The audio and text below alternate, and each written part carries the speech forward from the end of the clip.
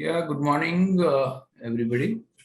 Uh, US market continues its positive run on Friday as well and was marginally positive, and even futures of the US markets are positive. Asian market are also showing a positive trend except Hong Kong and bit China.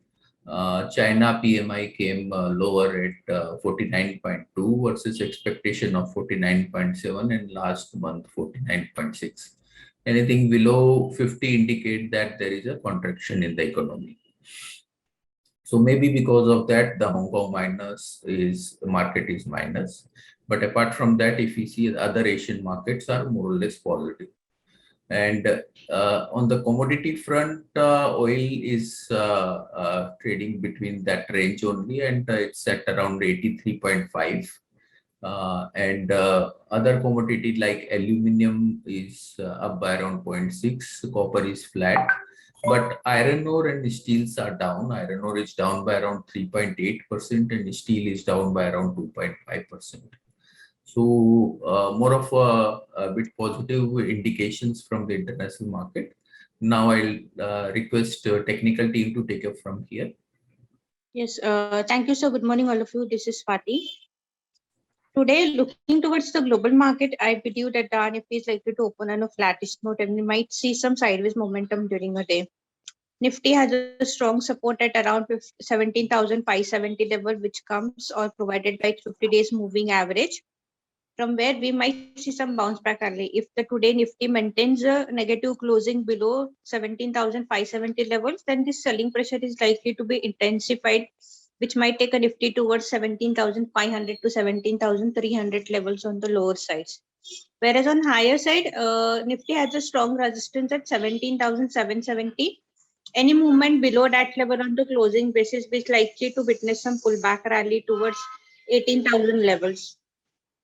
The overall view will remain cautious on the Nifty and the Bank Nifty, but definitely stocks are really doing very well. It's a stock specific market. So trade all the transactions with the strict stop losses. Coming towards the Bank Nifty, we have seen that it has been just only 3 to 4 trading sessions that the Bank Nifty is under the selling pressure, but Nifty was under the selling pressure from the last 10 to 12 trading sessions. Uh, Looking towards the technical chart, I believe Bank Nifty has a strong support at around 37,700, which is provided by its 50 days moving average. So up to that levels, we can see some selling pressure into the Bank Nifty. But for the intraday purpose, the immediate support is placed at 39,000 level.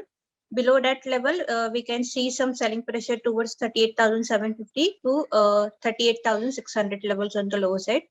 Whereas on higher end, 39,640, 700 will act as an immediate resistance level. Above that level, we can witness some pullback rally, which might take a Bank Nifty towards 40,000 and 40,400 levels. Now, 40,000 will act as a crucial resistance level. Once it manages to sustain above that psychological resistance level, at least for 1 to 2 trading session, then only we can see some reversal into this short-term cautious trend. Coming towards the Nifty Finance, for the today intraday purpose, 18,500 will be the first support level. Below that level, 18,370, 18,300 levels can be seen. On the flip side, 18,740 is the first resistance. Above that level, we can see some positive momentum towards 18,870 to 18,940 levels on the Nifty Finance side. So these are the overall support and resistance on the Nifty and Nifty Finance and the Bank Nifty. In the stock specific, CN, Canada Bank, NMDC, Indigos are really doing very well on the technical setups. During a day, we might initiate a buy call on this particular counter. As of now, looking towards the technical charts, Apollo Hospital really looks good. The stock is trading at around 43.20 levels. I believe it has a potential up to run a rally up to 44.20 to 4500 levels on the higher sides. So one can take a long position into the Apollo Hospital for a target of 4420 with a stop loss of 42.75. I think that's it from my end. I request derivative guys take a call forward. Yeah, thank you, Swati. See, on the derivative front, looking at the overall open interest, the rollovers have been on average, and the open interest has come down. Also, the PCR OI has been for quite some time below the 1 levels. It is at around 0.75, and that suggests that it has gone toward the oversold zone, and this can be a very good sign for the index with the open interest low and the PCR low. The only thing now that we really require is the VIX to decrease below the 15 levels. It has been holding up above the 15 levels for quite some time, and it's around the 17 odd levels. However, it is now inching downwards from the last 2-3 sessions. So if it does go below the 15 levels, it would be the best thing that could happen for the markets, and we might see the rally that we had seen earlier to resume. Until then, we might be in a range. The most likely range at this point of time looks to be 17,500 on the downside and about 17,900 or 18,000 on the upside. We are likely to remain in this range for some time. Good amount of open interest built up around the 17,500 put strike and the 18,000 call strike. So that does suggest some amount of range bound trade in the next few trading sessions. I don't see a very huge selling pressure for Nifty from the current levels. Maybe it can be today or tomorrow, and we might just make a bottom and be range bound for some time. From the stock specific play, see, we have picked up pockets where the rollovers have been very high, like the IT sector. The open interest is so high that now, after a while, the open interest cannot be increased. So long positions cannot be increased. They have to witness some amount of liquidation. So that is where some amount of selling can come in, and it can be the forefront of selling for Nifty. However, we believe this can be marginal, or 1 or 2 days only, or probably more for the IT sector. But overall, the stocks look good. The PSU stocks and the metal stocks, especially, have shed open interest, and that does suggest that for this week, we might see good buying in the PSU stocks, and especially metal PSUs like NMDC and SAIL. So look out for the same. That's it from my side. I'd like to ask the fundamental team to take over, please. Good morning. Today, IPO of PB Fintech will be opening. PB Fintech is the company which owns platforms like Policybazaar and Paisabazaar. It will be opening today and closing on 3rd November, Wednesday. The price band is 940 to 980 rupees, and we have rated it as neutral. So I will quickly talk on the issue. Issue size is 5,700 crores, and Policybazaar is a monopoly, insurance platform. As we all know, it has a market share of 93% in the digital insurance marketplace segment.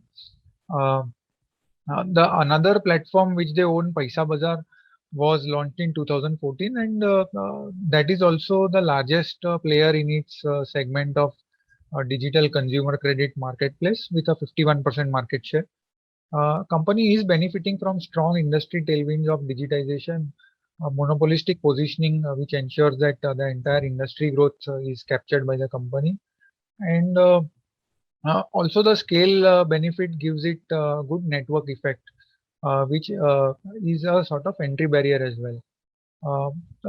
Policybazaar does not have any direct listed competitor in India. However, in the international market, there are 3-4 companies which we came across having similar business model, and they have also been growing, in fact, at a faster rate than Policybazaar. So and are trading at a cheaper valuation. So we feel that at 50 times revenue valuation for Policybazaar is expensive compared to those companies, and that is the reason that we have a neutral rating on the company. Today also auto monthly sales will be declared. Among all companies, only Tata Motors and Ashok Leyland are expected to post growth of around 25% year on year, whereas all remaining companies will witness a decline owing to chip shortages mainly. Two-wheelers and tractors will be declining between 15 to 25% on a year-on-year basis, whereas Maruti volumes are expected to decline by 37%.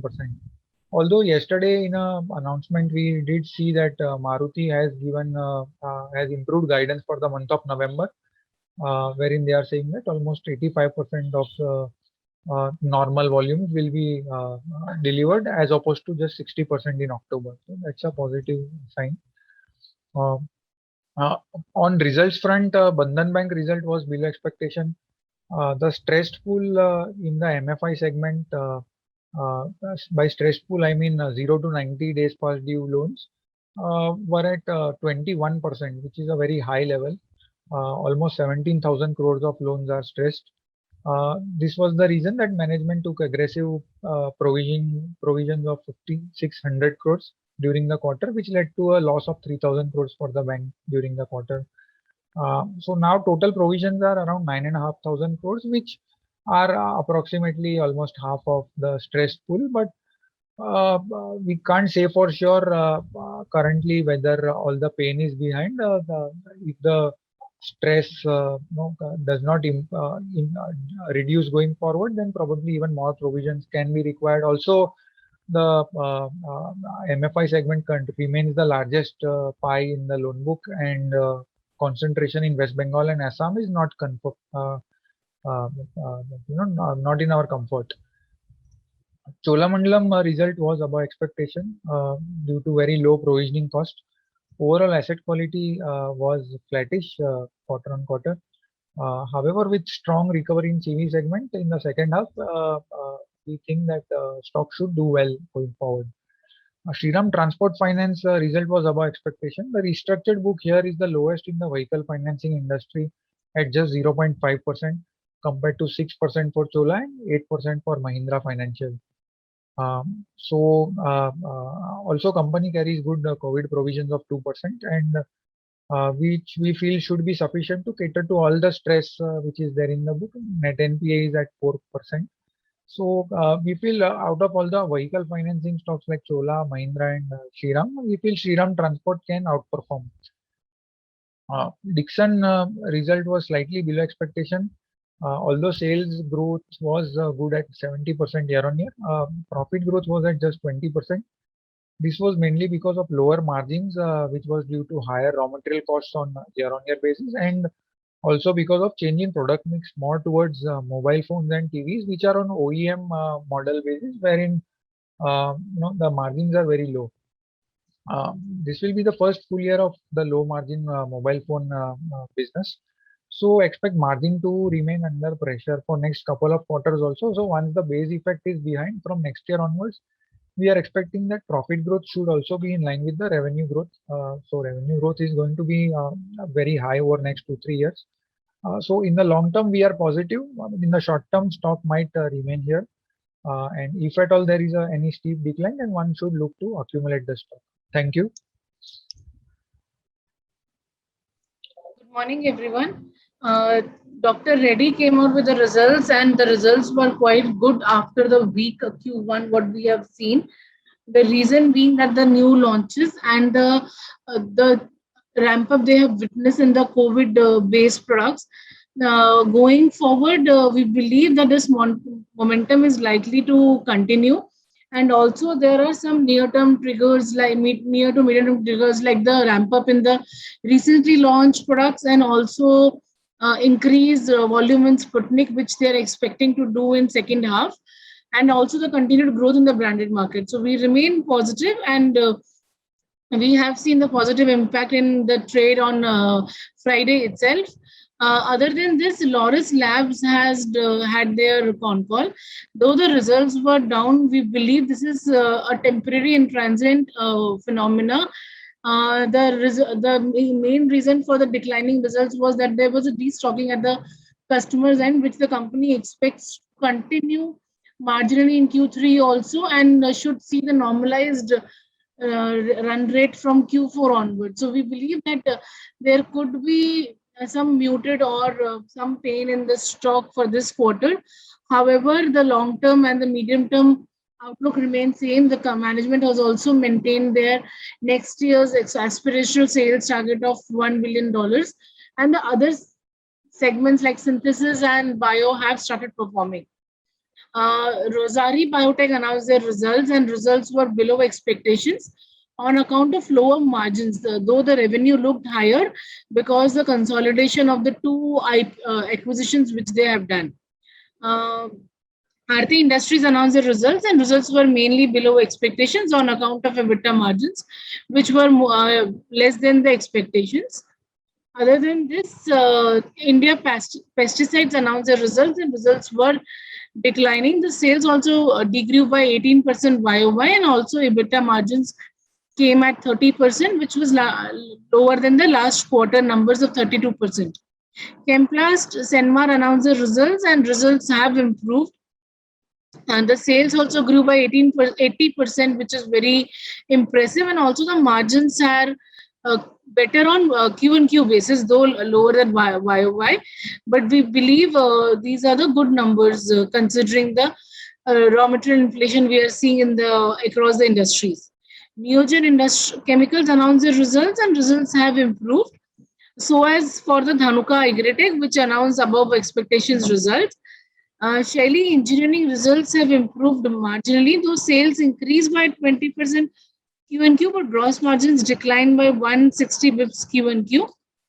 GlaxoSmithKline Pharma announced the results, and results have improved. So this is, we are seeing from past 2-3 quarters that the Glaxo is on the improved track and putting up good results. VIP Industries also announced their results, and results were above expectations. This is, we believe that this is likely to continue considering the opening of the economies and the more air travel. So we believe this is likely to continue. UPL announced their results. The results were above expectations. On the absolute terms, the EBITDA came higher than the street expectation. However, there was slight disappointment on the EBITDA margins, but overall we believe these are good numbers. Shilpa Medicare announced the results, and after 2-3 quarters, we have seen that this time the results have improved. However, Indigo Paints results were declining. And Ajanta Pharma results were also above expectations. Thank you, and that's all from me. Good morning, everyone. Blue Dart announced the result, and the result was above expectation both on the revenue and the margin front. Nazara Technologies has posted below expectation numbers both on the revenue and the margin front.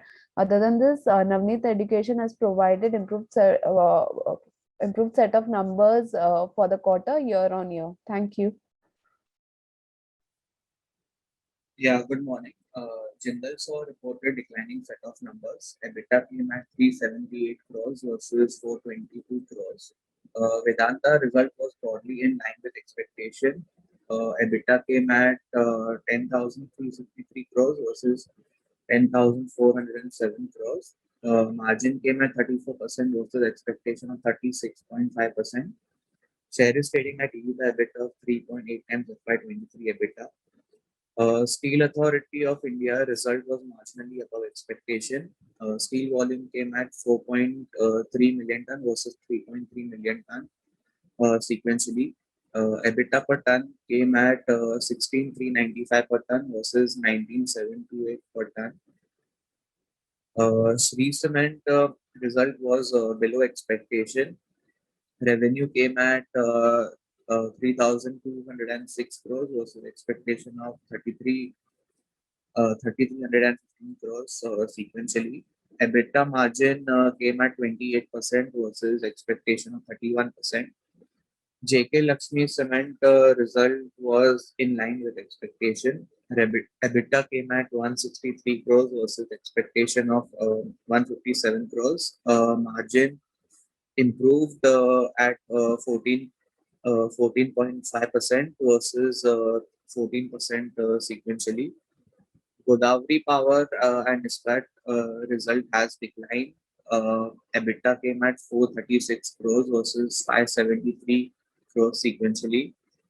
Sarda Energy and Minerals result has improved both on revenue and EBITDA front. EBITDA came at 411 crores versus 272 crores quarter on quarter. Revenue was improved because of commissioning of 113 million watt plant which was commissioned in this quarter and has led the revenue from power segment to more than double at 273 crores quarter on quarter, up by 123% sequentially. Thank you. Good morning. So Apollo Tires announced its results. The revenue grew by 11% sequentially and 19% on a YoY basis. EBITDA margin grew on a sequential basis, but declined from 16.2% to 12.6% on a YoY basis due to higher raw material costs. These raw material costs were under pressure, and despite taking multiple price increases, the company saw robust sales in both the domestic as well as the international market. The Europe market sales grew exponentially, especially in the PV category.